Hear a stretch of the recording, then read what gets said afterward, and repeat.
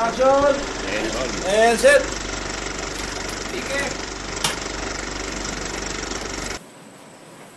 Hello mga kuya. Hindi nyo lang mga basic kuya. Jonathan, Kuya Pot, and Kuya Noel. Kung natatandaan mo before, yung sabay kuyas, may pinost kami doon na video. That's our first episode titled Bigot Christian. So, thank you sa mga supporters, sa mga nanood, sa mga nag-like, sa mga nag-comment. Salamat po. And for this second episode, it's a special one. Magbibigay kami ng may isi-share kami sa inyo. And that sharing is regarding something. Itong something na to, napaka-importante. Itong sinasabi natin the truth. Ano ka talaga katotohanan? So, madalas nating itanong is why. Isang word lang, pero napaka-bigat ng parang ibig sabihin. Lahat ng katanungan ng Biblia. Diba, tama ba kaya? Kasi pag sinabi mong why, lalo na pag pinagdadaanan tayo, marami sa problema. Palagi rin sasabi, bakit? Minsan, sasabi natin, Lord, bakit po? Bakit naging ganito? Tinagawa ko lahat. Lahat ng mga pwede kong gawin. Sa lahat, pag minsan niya, dumadating tayo sa point na sumusubukan na tayo. At doon nagsisimula yung tanong na mahal ka talaga ako, Diyos. Isa lang ang tanong dyan. God loves you. At then totoo. Tama. Mahal tayo ng Diyos kahit sino man tayo, kahit lalaki, bakla, kahit anong kasarian. Pangit ka man, lahat naman talaga, kahit pakasalanan ka, marami kang ginawang masama, at the end, mahal na mahal ka pa rin ng Diyos. At napapatunayan to, dahil sa pagmamahal ng Diyos, binigay niya si Yesu Cristo. Sabi nga din sa Bible, for God so loved the world, that He gave His only begotten Son, that whoever believes in Him shall not perish, but have eternal life. Tama ba? John 3:16. So bakit nga ba? Bakit binigay ni God si Jesus Christ? Anong rason? Anong rason doon? Bakit binigay? Isang rason doon is ang mga tao ay makasalanan. Ba't natin sa aking makasalanan? Sa Romans 23 or sa tama. Pero, ba't masasabing makasalanan ng isang tao? Sabi nga sa Romans 6:20, Romans 6:23,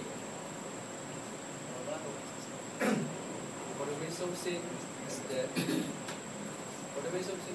and for the gift of God is eternal life, Christ Jesus our Lord.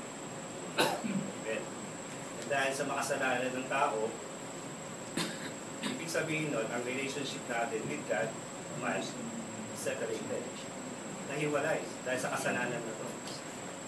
At ang kabayaran ng kasalanan nito ay kamatayan. Pero may tanong ako yan, yung kamatayan na sinasabi na for the wages of sin is death.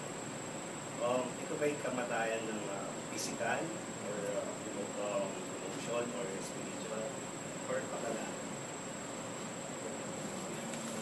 Yung itong kamatayan na sinasabi sa Romans 6:22, ito yung kamatayan sa dalawang paraan. Ito yung kamatayan una-una sa physical, at ito yung kamatayan din bilang spiritual.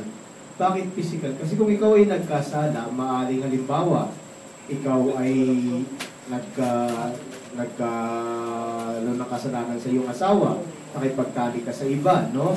At yung nakatalik mo ay may sakit, no? Unang-una, itong kasalanan mo pwede magdulot sa iyo ng kamatayan physically.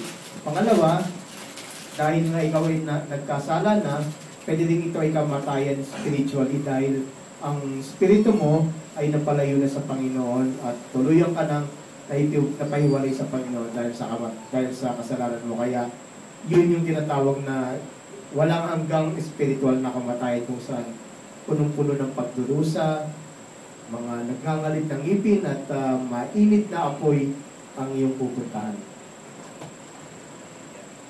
Dahil nasa kasalanan na to, katawan mo, spiritually, emotionally, spiritually, namatay.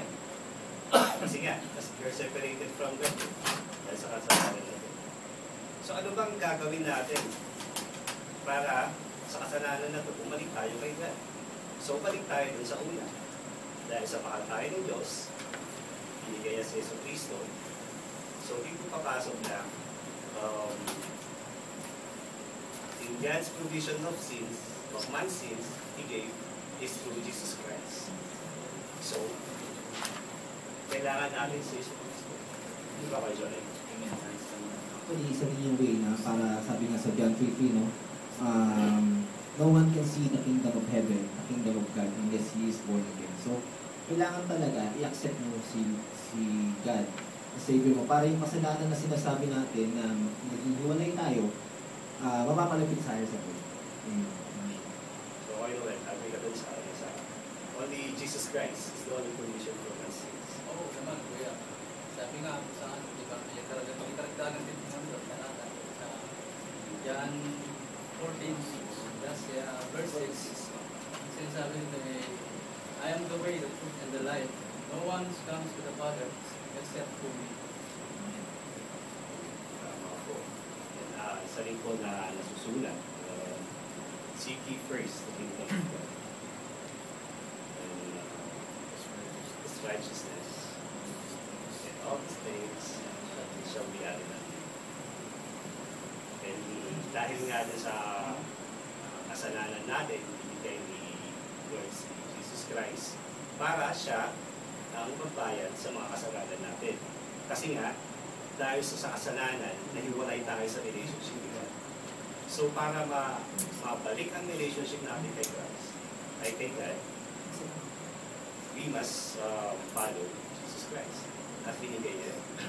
At inihain ni Jesus Christ sa krus, namatay siya doon, inihain ang kanyang buhay para sa kasalanan natin. Just to be back with the relationship. Okay? So, yun nga, God's love us, and kahit tayo makasalanan ng Diyos, binigay na si Jesus Cristo. So, ano gagawin natin? If we confess Jesus Christ is our God, rose from the dead, we will be able to be saved from our sins. Mga ba kaya? May dalag ito ba kaya? From the foreign sinabi.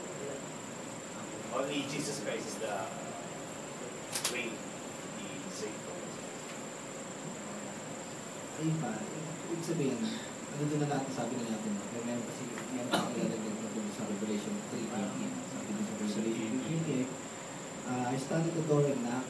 If anyone hears my voice and open the door, I will come to eat with him, he with me. So, yun na nga, kailangan mo natin yung puso natin, no, para matanggap natin si God.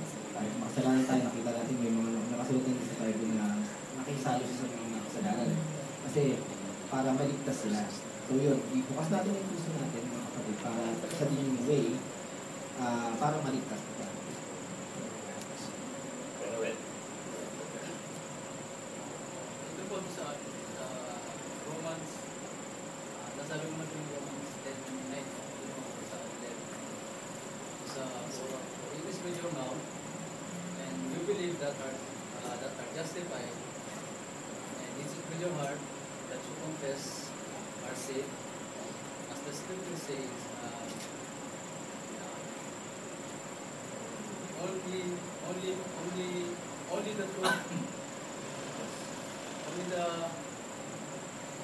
knowing the truth in shall not be put into shame. at may karagdagan ako ng tayo. Since discussion, special talk. Kaya sa akin natin masalan, but then, binigay na si Jesus Christ sa krus, blessings. Does it end doon yung kasalanan? Namatay na siya eh. After yung namatay, nakikita naman natin, lahat naman tayo nagkakasama. So, anong gagawin natin? Pag, alam naman natin, okay lang pala pag nagkasala ako, nakatawad naman. Kasi, tawag ng ganun. Hindi tama yung ganung pag-iisip. Unang-una, dapat nating malaman na si Jesucristo ay namatay dahil sa ating mga kasalanan, no? Ito ay regalo ng Panginoon, no? Ang pagkamatay ng ating Panginoong Jesucristo ay regalo sa atin ng Diyos. Ang isang regalo ay matatanggap mo lamang kung magiging sa iyo lamang ito ay tatanggapin mo. Ang isang regalo na hindi mo tinanggap ay hindi matatawag na sa iyo. So, ang kaligtasan na dala ng pagkamatay ng ating Panginoong Jesucristo ay isang regalo na dapat natin tanggapin upang malinis ang ating mga kasalanan, no? At tandaan natin na ang pagtanggap natin sa ating Panginoong Jesucristo upang malinis ang kasalanan, ito ay once and for all na paglilinis sa atin. Tayo ay magkakasala at magkakasala dahil tayo ay nasa katawang physical pa natin. Subalit hindi ito dapat maging lisensya para sa atin na sabihin na napatawad na naman ako ng Panginoon, okay lang na magkasala ako. No? Hindi ito excuse, hindi ito dahilan upang gawin natin na tayo ay magkasala. Tandaan natin na ang Panginoon ay napupuot sa kasalanan at ang sumusunod sa ating Panginoon ay dapat ring mapuot sa kasalanan. So kung tayo man ay may mga kasalanan pa, dapat natin itong isumo sa Panginoon sa ating pagtanggap sa Kanya. Dahil nga, through Jesus Christ, He is the only provisions for our sins. Hindi porket napatay na siya, napatawad tayo sa mga kasalanan, pwede naman tayo gumawa ng kasalanan. Hindi pa doon nagtatapos po yun. Kahit namatay si Christ, kailangan pa rin natin maniwala sa Kanya, i-follow si Jesus Christ, para patuloy yung pagkakasave natin, provision ni God sa ating mga kasalanan. So, makinig ka rin sa ating kapapamanan. Well, ang gagawin na lang natin is tinatanggap mo pa na ikaw ay makasalanan. Handa ka bang humingi ng tawad sa Kanya sa mga nagawa natin or sa mga sabihin natin may mga magagawa ka tayo. So if you want to confess or accept that you're a sinner, handa mo na bang tanggapin na si Jesucristo at impitahin sa puso mo na pumasok siya. And sabi nga natin, pag natanggap mo na si Cristo, you confess your sins, you accept that you're a sinner, ikay mapapanganak ko. For sure, you'll be joined them. But for the Lord's in and you additional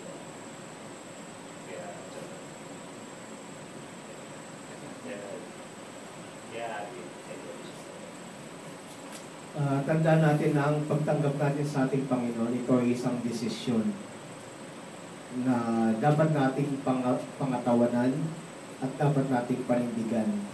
Ang pagtanggap sa ating Panginoon Jesucristo ay dapat nagmumula sa puso at ito ay hindi dapat na ikaw ay napipilitan lang, sapagkat alam ng Panginoon kung ano ang nasa puso natin at alam ng Panginoon kung ano ang totoo at ano ang kasinungalingan na lumalabas sa ating mga bibig. Kaya bago nga natin tanggapin ang ating Panginoon, dapat natin itong ikumpisal at oras na tinanggap natin siya, dapat nating panindigan to sa ating sarili, unang-una, sa ating mga pamilya, sa ating mga kamag-anak, sa ating mga kaibigan, at sa mga taong nakakakilala sa atin. Ang taong tumanggap sa ating Panginoong Jesucristo, siya ay isang bagong nilalang. Ang dati ay namatay na, at ang bagong nilalang ay siya na siyang tumanggap sa ating Panginoong Jesucristo. Kaya dapat makita ang pagbabago sa ating buhay. Sabi nga sa Biblia, makikita rin ang pagbabago o magiging blessing din tayo sa ibang tao kung makikita yung pagbabago sa ating mga gawa, sa ating mga kilos, at sa ating buhay. Amen. And sa mga gustong magtanong pa, just write your comments or post or message us sa Facebook. Ito po, makikita nyo dyan ang Facebook page namin. And anytime, kung gusto yung magtanong, may problema kayo, kung gusto nyo lapit sa amin, feel free. And kami, sasagot sa inyo. Straight. Kailangan mga kuya natin, mga walking po. Ayan. So, lagi nating tatandaan, kahit gaano kabigat, kahit gaano kahirap, yung pinagdadaanan natin, mahal na mahal tayo. Amen. So, salamat po. At